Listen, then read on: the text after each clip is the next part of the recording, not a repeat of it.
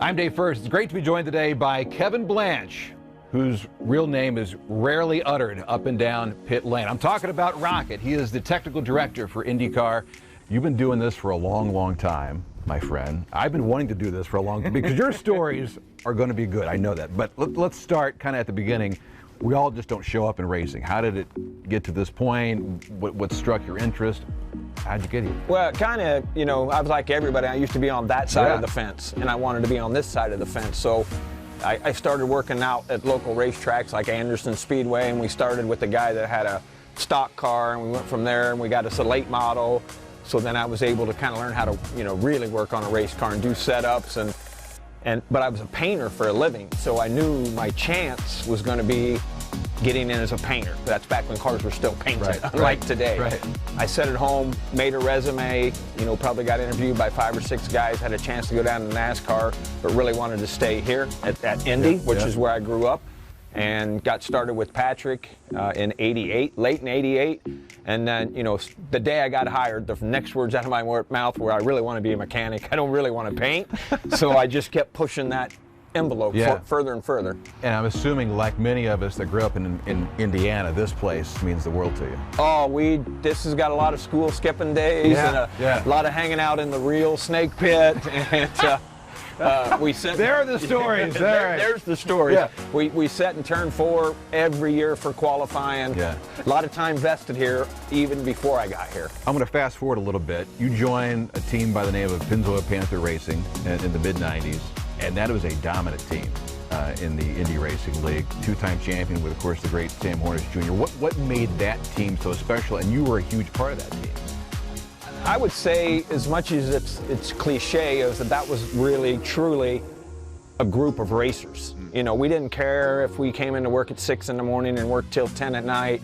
We didn't care if we crashed the car every session, which we did at Richmond one time.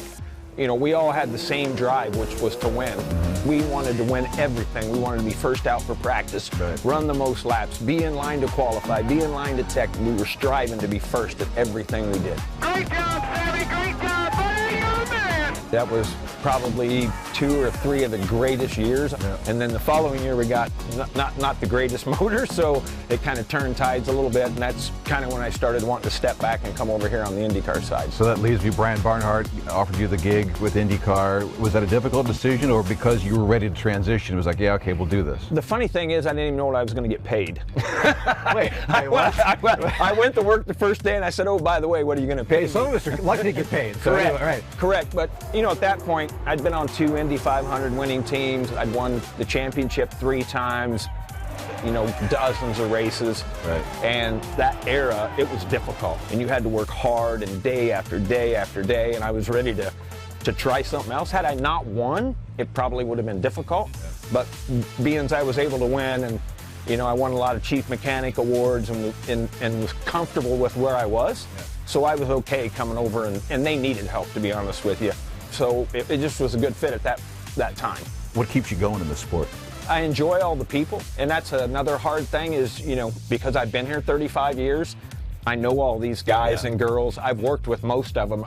A lot of them I hired. A lot of them are what I would consider now some of the best mechanics in the garage, but it's hard to even think about walking away when this is what you've done for 35 years. And let's get straight up honest, this isn't really a job. Yeah. You get paid to do it, but when you have a bad day, you're still a bad day at the racetrack watching cars race.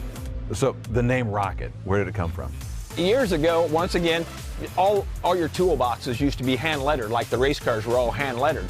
And the guy I was working with at the time, or rode back and forth to work with, his name was Bullwinkle. And somewhere they picked up the Rocket J Squirrel, and that then got painted on my toolbox, and from that it got shortened up to Rocket. And then when I came to professional racing or with Indy cars, I thought, that's probably going to go away. But it was hand painted on my toolbox, so it wasn't like you were taking it off. Yeah. So I rolled it in. Showed up with it? I showed up, and it just stuck. And then after the years, and a lot of the older guys that weren't around anymore, everybody thought, well, Kid Rock has a really good song that says it ain't bragging if you back it up. I always thought I was as good a tire changer as there was, And that's what a lot of other guys tied that to, was to my tire changing ability. And it's just stuck ever since, and it's just shrank to Rocket, and that's what it is today. It's to the point where you say Kevin Blanch on pit road and people don't even know what you're talking about. No, I mean Rocket. Oh, that's yeah, to it. correct. Correct. All the greats are known by one word. That includes this one right here, Rocket. Thanks so much. Yep, no worries. Thank you, Dave. NTT, Meet the Paddock.